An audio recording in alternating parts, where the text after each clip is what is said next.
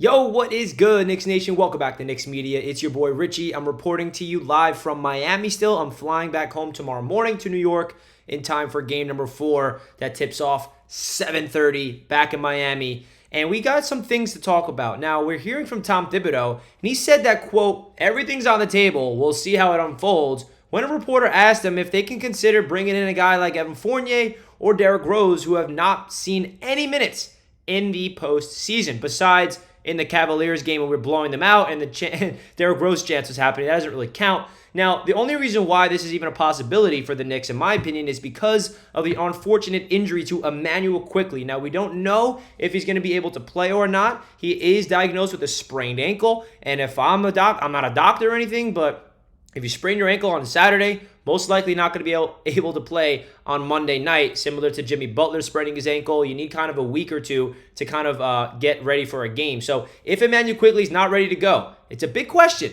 Should Tom Thibodeau make the adjustment and put in Evan Fournier or Derrick Rose? Now, my thoughts on this is Evan Fournier is such an interesting player because he's not a scrub. He's not a bad player. But the Knicks don't have him in the rotation because he's a liability on defense, and he doesn't really do anything on offense besides shoot the ball from three. He could be a playmaker, but we prefer the ball in other people's hands than Evan Fournier. And the Knicks went on a big run in the regular season when they took out Evan Fournier out of the rotation.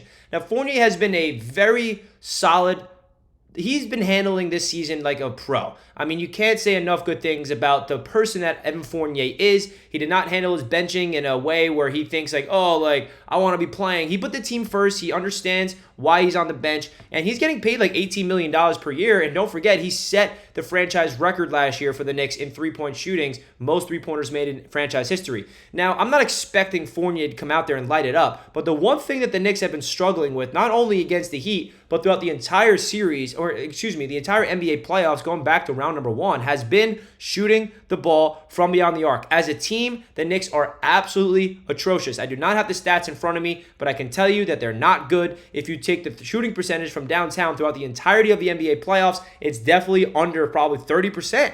Or maybe even less, or maybe more, something around there. It's just not good. The team is not shooting the ball from three. Immanuel Quickley's not hitting his shots from three. Grimes is not hitting his shots from three. Those are the two players we rely on the most with three-point shooting. Those are our sharpshooters, and they're not even hot. Jalen Brunson's doing okay. I mean, he was 0 for 5 from 3. So overall, Evan Fournier, the one thing he would bring to this team is a sharpshooter. And that's what this Knicks offense is desperately needing. So the question I have to you guys, would you want Fournier to get some run? I feel like matching up wise, when Duncan Robinson's on the floor, you can match up Fournier on Duncan Robinson. I mean, the Miami Heat, they're just flooded with shooters around Jimmy Butler, right? They have Jimmy Butler and they got Bam Adebayo as the two guys that are not sharpshooters. Everyone else can shoot the lights out of the ball. I mean, Duncan Robinson, Strus, Gabe Vincent. So I think a guy like Evan Fournier can match up against those guys to maybe open up this offense because everything's on the table, man. You're down 2-1. This is a desperate game in game number 4 to really avoid going down 3-1. The Knicks got to figure out a way to tie up the series 2-2. Won't be easy. Now, D. Rose, that's another interesting player.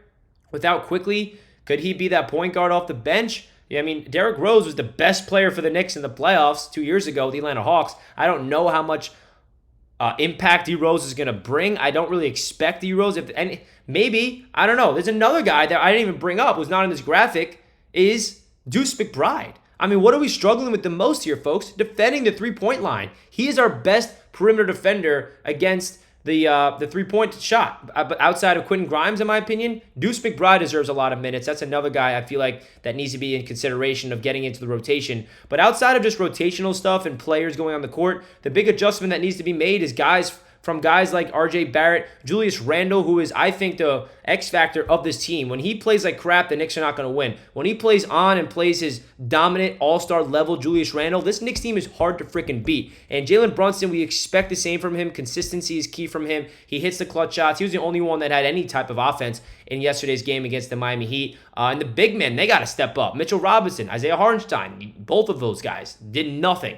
yesterday. I mean, the whole reason why we beat the Cavs was because we were dominating the glass, getting second chance opportunities. And where's Mitchell Robinson at? I mean, he was a big reason for that as well. So there's a lot of adjustments that needs to be had. The Miami Heat are basically out-coaching us and just doing everything against us that we did against the Cavs, to be honest. So it's up to this Knicks team. It's up to Tom Thibodeau. Do you go deep into your bench? Do you bring in a sharpshooter like Fournier? Do you bring in the experienced veteran like Derrick Rose? Do you bring in the second-year defensive beast of Duece McBride to help out the perimeter on the defensive end? We'll see what adjustments needs to be made. Let me know your thoughts about some adjustments you guys want to see from these New York Knicks heading into game number 4, because according to Coach Thibs, everything's on the table, and we'll see how it unfolds, and hopefully it unfolds in the Knicks' favor. So hit that thumbs up button, guys. I appreciate all the support. I'll be back in New York tomorrow. Love you guys. Let's go Knicks. Keep up the faith, baby. Catch you guys next time. Peace.